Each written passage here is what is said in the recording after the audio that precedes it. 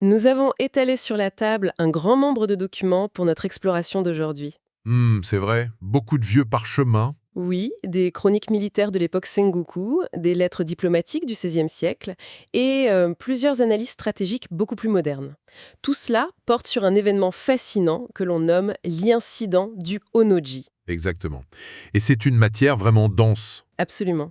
Et notre mission, au fil de cette immersion, n'est pas simplement de raconter une tragédie lointaine, il s'agit plutôt de comprendre la mécanique précise, presque horlogère, d'une seule nuit de l'année 1582. Une nuit fatidique. Voilà, une nuit où le destin de tout le Japon a basculé, et ce, dans un silence presque total. Plantons le décor doucement, pour bien s'en imprégner. Je vous écoute. Le Japon sort tout juste des décennies de guerre civile sanglante. Et au centre du pouvoir, il y a un homme, Oda Nobunaga. Le grand unificateur, en quelque sorte. C'est ça. Il est le seigneur de guerre le plus puissant. L'unification du pays est littéralement à portée de main. Le chaos recule enfin. Et pourtant, juste avant l'aube, Nobunaga est tué. Hmm. Mais pas par une armée ennemie. Et pas sur un champ de bataille non plus. Il est tué par son propre général, le plus brillant, le plus fidèle de tous, un certain Akechi Mitsuhide. C'est un point de rupture qui fascine énormément les historiens, principalement parce qu'il défie toute logique apparente. Oui, ça semble insensé. Pour saisir comment une telle trahison a pu germer, il faut vraiment s'éloigner de l'image classique du rebelle impulsif ou sanguinaire. Les archives nous dressent un portrait d'Akechi Mitsuhide qui est l'exact opposé de ça. Ce n'était pas un simple exécutant brutal, n'est-ce pas? Pas du tout. C'était un homme d'une culture immense. Un poète raffiné, un diplomate hors pair et, disons-le, l'un des esprits les plus froids et analytiques de tout le clan Oda. Et ce qui me frappe quand on étudie de près son parcours, c'est la notion même de loyauté à cette époque précise. Avant de rejoindre Nobunaga, Mitsuhide avait déjà servi plusieurs autres grands noms. C'est vrai. Une carrière assez mouvementée. Oui, il est passé par les rangs de Saito Dosan, puis du clan Takeda, d'Asakura Yoshikage et même du shogun Ashikaga Yoshiaki. Ce qui était très courant. Voilà, on pourrait voir cela de loin comme de l'opportunisme pur et simple, mais c'était en réalité le fonctionnement normal de l'époque Sengoku. J'aime bien faire le parallèle avec notre époque. Ah oui? De quelle manière? Eh bien, c'est un peu comme un consultant de très haut niveau dans le monde de l'entreprise d'aujourd'hui. Ce genre d'expert passe d'une grande multinationale à une autre, Je vois l'idée. et grâce à sa capacité d'analyse clinique et son efficacité redoutable, il devient à chaque fois le bras droit indispensable du grand patron. Il apporte de la structure. C'est une comparaison très parlante en effet. Mitsuhide offrait une compétence rare à cette époque, c'est-à-dire la rationalité dans un monde complètement chaotique. Et il l'a prouvé à maintes reprises. Tout à fait. Et le détail qui rend cette rationalité presque vertigineuse, c'est un événement survenu 13 ans avant la fameuse trahison, donc en 1569. Ah oui, l'épisode avec le shogun. Exactement. À cette époque, Mitsuhide protège le shogun Ashikaga d'une attaque surprise très violente. Il organise la défense, il repousse les assaillants avec un calme absolument olympien, et il sauve la vie de son maître de l'époque. C'est un exploit militaire. Mais le plus fascinant, c'est le lieu. Le lieu exact de cet acte de loyauté suprême n'est autre que le temple Honnoji à Kyoto. C'est d'une symétrie presque poétique mais très troublante. Le sanctuaire même où il a prouvé sa loyauté indéfectible deviendra, 13 ans plus tard, le bûcher de son nouveau maître. Le destin joue de ses ironies. Et c'est précisément ce qui soulève le grand mystère de cette plongée au cœur de l'histoire que nous faisons aujourd'hui. Comment un homme dont toute la carrière est bâtie sur le calcul stratégique, la prudence, l'ordre, comment prend-il la décision de détruire le sommet même de l'édifice qu'il a aidé à construire ? C'est la question centrale, et il faut avouer qu'elle reste, dans une large mesure, une énigme totale. Toujours aujourd'hui. Toujours. Si l'on s'en tient strictement aux correspondances et aux journaux de 1582, aucune preuve indéniable ne vient justifier un tel revirement. Il y a un grand vide documentaire concernant le mobile exact. Et la nature humaine a horreur du vide. Absolument. Naturellement, face à ce silence des archives, la culture populaire et les récits rédigés bien plus tard ont cherché à remplir les blancs par tous les moyens. Oui, et je me permets de faire une petite pause sur ces récits car ils sont très tenaces dans l'imaginaire collectif. Oh que oui, les fameuses anecdotes. On lit très souvent que Nobunaga, qui avait, il est vrai, la réputation d'être assez volcanique, aurait publiquement humilié Mitsuhide. Il y a par exemple cette histoire d'un banquet offert en l'honneur de Tokugawa Ieyasu. Ah, l'histoire du poisson. C'est ça. Mitsuhide était chargé des festivités et en raconte qu'un poisson pas très frais aurait été servi. Cela aurait provoqué une colère noire de Nobunaga qui l'aurait frappé ou insulté devant tout le monde. C'est une histoire qu'on entend souvent, oui. Alors, ne peut-on pas envisager, au vu du tempérament de Nobunaga, qu'une accumulation de ces petites humiliations ou abus bien réels ait pu faire craquer un homme, même s'il est très rationnel d'habitude? C'est une hypothèse psychologique très séduisante, je l'accorde. Mais il faut être très rigoureux avec les sources. C'est-à-dire? Il faut séparer les chroniques romancées, rédigées des décennies plus tard, sous la longue période de paix de l'ère Edo, des documents qui sont vraiment contemporains à l'événement. Et que disent les documents d'époque alors? Eh bien, ces anecdotes, comme celle du poisson avarié ou des coups de pied, n'apparaissent dans aucune source fiable de 1582. Historiquement parlant, absolument rien ne corrobore l'idée d'une disgrâce personnelle. Donc c'est de la pure fiction. Très probablement. Au contraire, dans les mois qui précèdent l'assassinat, Nobunaga confie à Mitsuhide des responsabilités d'une ampleur inédite. Il ne l'écarte pas du tout en fait. Pas du tout. Mitsuhide gère les relations extrêmement délicates avec la cour impériale. Il supervise des campagnes militaires à grande échelle dans plusieurs provinces. La confiance de Nobunaga envers lui semble totale, presque aveugle. Je suis toujours fascinée d'observer la manière dont nous, les humains, traitons l'histoire. Il semble que nous ayons un besoin viscéral de trouver des causes simples, presque mesquines, aux grands effondrements. C'est rassurant d'une certaine façon. Exactement. Réduire la chute du souverain le plus puissant du Japon à une querelle de cuisine ou à une insulte lors d'un dîner, ça nous rassure. C'est refuser d'admettre que les bouleversements majeurs de l'histoire naissent parfois de mécaniques structurelles beaucoup plus vastes et surtout beaucoup plus silencieuses. C'est une très belle façon de le formuler. Et pour comprendre cette mécanique silencieuse, il faut justement regarder au-delà des relations interpersonnelles. Où doit-on regarder alors ? Il faut analyser la structure même du pouvoir au printemps 1582. C'est une période de bascule. À ce moment précis, Nobunaga vient d'accomplir quelque chose de monumental. Il a définitivement anéanti le clan Takeda. Les Takeda, c'était vraiment l'ennemi juré, n'est-ce pas ? C'était la plus grande menace militaire de l'époque, de loin. Avec leur disparition, la pression extérieure retombe brutalement sur les épaules de Nobunaga. Il passe du statut de chef de guerre luttant pour sa survie à celui de souverain absolu. Et un souverain absolu commence à réorganiser son empire. Exactement. Et c'est là que les choses deviennent dangereuses. Car c'est souvent dans ces périodes de transition de pouvoir que les systèmes sont les plus fragiles, paradoxalement. Comment cette réorganisation de Nobunaga se traduit-elle concrètement sur le terrain militaire et politique ? Elle se traduit par une purge méthodique, froide et implacable. Nobunaga estime qu'il n'a plus besoin de ces vieilles alliances de circonstances. Il se débarrasse de ses vieux amis. En quelque sorte. Il commence à écarter ses anciens généraux, ceux-là même qui l'ont accompagné dans ses toutes premières années de lutte. Certains sont exilés, d'autres sont carrément déchus de leurs terres historiques. C'est d'une grande dureté. Oui, il instaure une méritocratie absolue. Il place au sommet une nouvelle génération de stratèges brillants. Des hommes qui lui doivent tout, dont font partie Toyotomi Hideyoshi et bien sûr Akechi Mitsuhide. Sur le papier, Mitsuhide est donc un grand gagnant de cette purge impitoyable. Il devient virtuellement le numéro 2 du régime à ce moment-là. Tout à fait. Il est au sommet. Mais, et c'est là que l'analyse psychologique prend tout son sens si l'on réfléchit au mécanisme de la peur en politique, imaginons un instant l'impact psychologique d'un tel climat. Oui, c'est un climat de terreur sourde. Reprenons notre analogie de l'entreprise.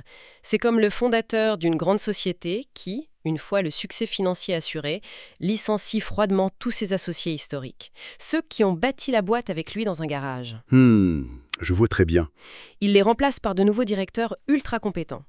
Ces nouveaux venus sont peut-être ravis d'avoir le pouvoir, mais ils réalisent instantanément une chose terrifiante. Laquelle ? Qu'ils n'ont absolument aucune sécurité. Si les compagnons loyaux de la première heure ont été balayés du jour au lendemain par pur pragmatisme froid, alors tout le monde est jetable. C'est implacable. Alors je me pose la question, est-ce que cette rationalité extrême de Nobunaga n'a pas infusé une paranoïa mortelle au sein même de son cercle le plus intime ? C'est, à mon sens, l'analyse la plus profonde de la situation.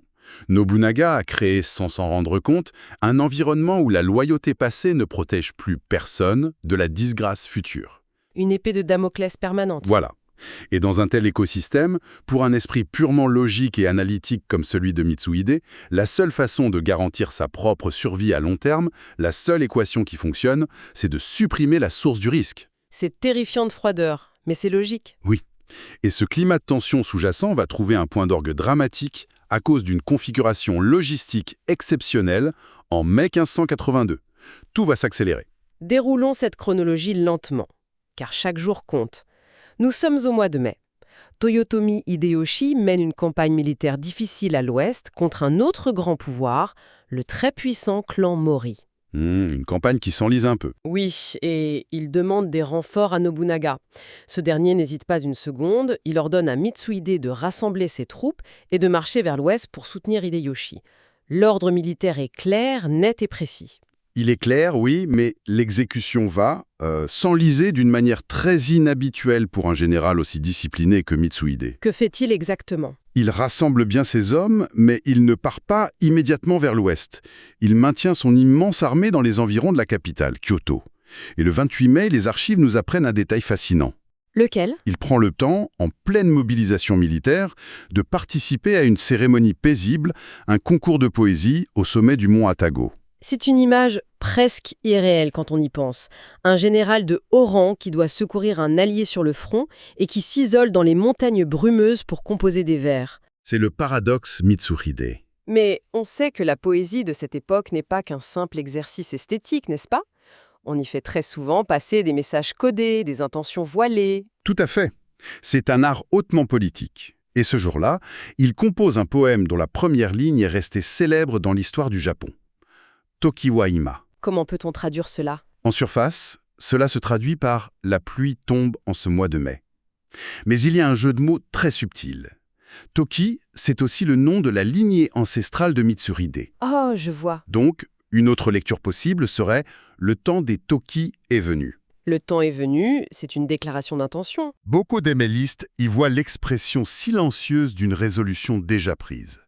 L'attente de Mitsuhide près de Kyoto n'était pas de l'hésitation. C'était une observation attentive du plateau de jeu. Il guettait une ouverture. Et l'ouverture va se présenter.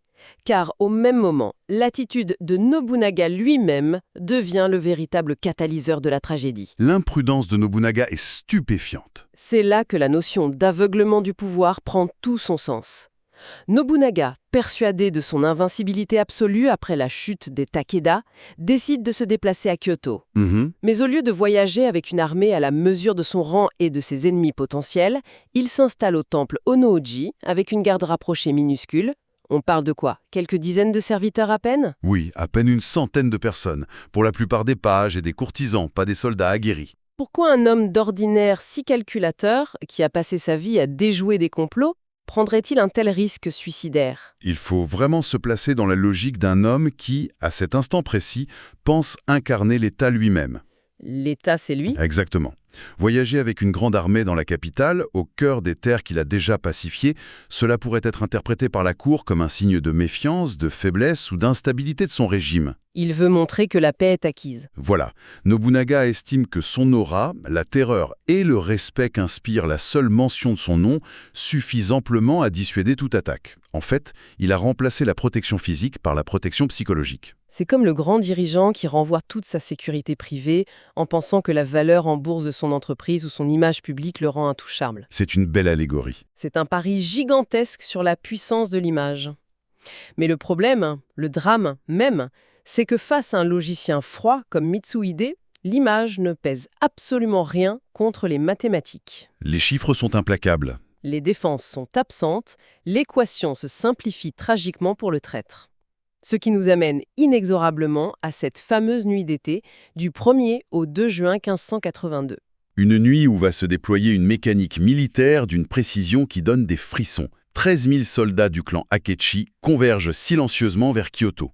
Prenons un instant, dans le calme de notre réflexion, pour réaliser ce que cela implique d'un point de vue purement logistique. C'est un cauchemar logistique. Comment parvient-on à déplacer 13 000 hommes en armes en pleine nuit sans que la moindre rumeur ne précède la marche et n'alerte la garde du temple ?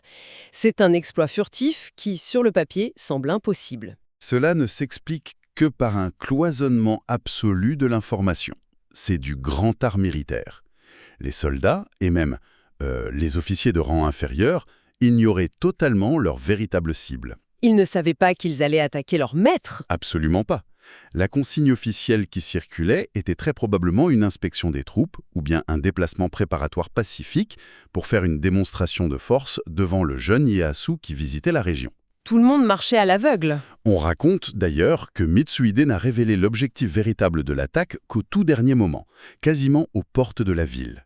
Les troupes avançaient dans l'obéissance la plus totale, en silence, seulement éclairées par la lueur vacillante de torches. L'atmosphère au temple Onoji, en contraste total, devait être d'un calme absolu. Un sommeil paisible, jusqu'à l'instant précis de la rupture, juste avant l'aube. Le moment du réveil brutal. Le grand silence de la nuit est brisé par le bruit sourd et métallique des milliers de soldats qui encerclent le bâtiment. Mori Ranmaru, un jeune et très fidèle serviteur de Nobunaga, observe à l'extérieur. Il est le premier à comprendre. Il distingue les emblèmes dans la pénombre et c'est lui qui apporte la terrible nouvelle à son maître. Il lui dit que les bannières sont celles des fleurs de campanule, le symbole de la famille Akechi. Et la réaction de Nobunaga face à cette annonce est un moment qui, je crois, mérite une réflexion très profonde de notre part. C'est un moment suspendu dans le temps. Oui, face à la mort imminente, il n'y a pas un cri de rage de sa part. Il n'y a aucune panique, pas de tentative désespérée d'organiser une fuite par une porte dérobée, ce qui serait impossible de toute façon. Que fait-il alors? Il analyse la situation avec la même lucidité clinique, la même froideur que l'homme qui vient de le trahir. Il comprend tout en une seconde et il prononce simplement ces quelques mots. Shikataganai. On n'y peut rien. Exactement. C'est d'un stoïcisme rare. Et je ne pense pas que ce soit du fatalisme faible, de la résignation de lâche. J'y vois plutôt la réaction d'un grand bâtisseur de systèmes qui reconnaît soudainement la faille fatale de son propre modèle. C'est une excellente lecture. Il a purgé ses anciens alliés. Il a gouverné par la peur. Il a renvoyé sa garde par arrogance. Quand il voit les bannières bleues d'Akichi dans la nuit, il ne voit pas seulement une trahison personnelle venue de nulle part. Il voit l'aboutissement logique de ses propres décisions politiques. On n'y peut rien, car les lois inflexibles de la cause et de l'effet viennent tout simplement de s'appliquer à lui. C'est exactement ça. La boucle est bouclée. Nobunaga saisit alors son arc et il combat vaillamment tant que la corde tient. Puis, comprenant que la finalité de l'instant est inéluctable, il donne l'ordre à ses serviteurs de mettre le feu au temple. Pour ne rien laisser à l'ennemi. Voilà. Il se retire dans les pièces les plus reculées, les plus enfumées, pour s'ouvrir le ventre, accomplissant le rituel du seppuku dans les règles de l'art. Le Onoji s'embrasse totalement. Et il y a ce détail crucial qui va peser une lourde par la suite. Le corps, oui. Le corps du plus grand seigneur de guerre de l'époque va se consumer entièrement dans l'incendie. Il ne sera jamais retrouvé. L'effacement physique est absolu. La disparition soudaine de ce souverain crée immédiatement un vide de pouvoir d'une ampleur cataclysmique au Japon. Mais la grande ironie de l'histoire humaine, c'est que l'architecte méticuleux du chaos n'est pas toujours celui qui en récolte les bénéfices finaux. Oh, loin de là. L'histoire aime surprendre. Mitsuhide a réussi l'assassinat parfait. Un coup d'État calculé au millimètre, exécuté sans faille. Mais il a sous-estimé une variable essentielle située à des centaines de kilomètres de là. La vitesse ? La vitesse de réaction de l'autre homme fort du régime, Toyotomi Hideyoshi. L'action de Hideyoshi à ce moment précis, dans les heures qui suivent, est l'une des manœuvres les plus étudiées et admirées de toute l'histoire militaire japonaise. Que se passe-t-il quand il apprend la nouvelle alors ? Lorsqu'il reçoit, par un concours de circonstances inouïes, le message annonçant la mort de Nobunaga, il est en plein milieu de son siège contre le clan Mori. Sa capacité à compartimenter l'information à cet instant est fulgurante. Il ne panique pas non plus ? Non, il cache immédiatement la nouvelle de la mort de son maître à ses propres troupes, pour éviter la débandade, et surtout il la cache à ses ennemis. C'est un coup de bluff monumental. Comment fait-on pour désengager une armée entière face à un ennemi retranché sans montrer la moindre once de faiblesse ? Par une diplomatie de l'urgence absolue mêlée à une audace folle, Hideyoshi force une négociation éclair avec les Mori. Il leur concède des termes très acceptables pour sceller une trêve immédiate, sans jamais leur révéler que le pouvoir central qui le soutient vient de s'effondrer en cendres. C'est du génie politique. Et dès que l'accord est signé et scellé, il déclenche ce qu'on appellera plus tard le Shugoku Ogaeshi, c'est-à-dire le grand retour précipité de la région de Shugoku. Et c'est là que la logistique prend une dimension presque surhumaine. On parle d'une armée entière qui va parcourir environ 200 kilomètres à travers des routes de montagne escarpées et des rivières gonflées par les pluies dans un temps record. Un exploit physique impensable. Comment a-t-il pu nourrir et déplacer des milliers d'hommes fatigués à une telle vitesse, à une époque où le moindre ravitaillement prenait des semaines à organiser? Tout simplement en abandonnant toutes les conventions militaires de son temps. Hideyoshi ordonne d'abord à ses hommes de se délester de leurs armures lourdes et de laisser derrière eux tout l'équipement de siège. Il voyage léger. Très léger. Mais surtout, son coup de génie logistique, c'est d'envoyer des messagers à cheval en avant-garde avec des sacs pleins d'or. Leur mission est d'acheter littéralement tout le riz et toutes les réserves de nourriture des villages situés sur leur route avant même que l'armée n'arrive. C'est incroyable. Au lieu de traîner sa lente caravane de logistique avec lui, il l'achète sur le chemin. Exactement. Ces troupes marchent sans interruption, trouvant des repas chauds prêts à chaque étape. C'est une course effrénée, une course contre la montre vers le vide de pouvoir laissé par Nobunaga à Kyoto. Cette réactivité est sidérante. C'est une démonstration éclatante d'une grande loi non écrite. Le pouvoir n'appartient pas forcément à celui qui détruit l'ancien système, il appartient à celui qui comprend le premier que le système a changé. C'est très juste. Hideyoshi arrive aux abords de Kyoto avec la fulgurance de la foudre quelques jours seulement après l'incendie du Honnoji. Et Mitsuhide, lui, est pris totalement au dépourvu. Totalement pris de court. Mitsuhide, dans sa planification très rationnelle, s'attendait à avoir des semaines, voire des mois tranquilles pour consolider ses nouvelles alliances et légitimer sa position auprès de la cour impériale. Il n'avait pas prévu cette variable. Non. Au lieu du calme espéré, il se retrouve brutalement face à l'immense armée du Hideyoshi qui est galvanisée par le désir féroce de venger son maître défunt. La bataille de Yamazaki s'engage alors. Et elle est de courte durée, je suppose. Très brève. Les forces de Mitsuhide, qui étaient mal préparées à subir un assaut si précoce et si massif, sont balayées. La rationalité ne pouvait rien contre cette force brute et inattendue. 13 jours.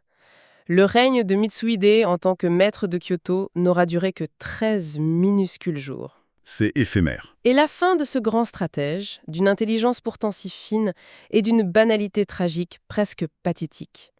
Il fuit le champ de bataille à la tombée de la nuit, espérant trouver refuge dans ses propres terres pour se réorganiser. Un repli désespéré. Sur un petit chemin boueux, dans l'obscurité, il est intercepté par de simples paysans de la région. Des hommes armés de lances de bambou qui cherchaient très probablement à dépouiller des fuyards blessés pour survivre.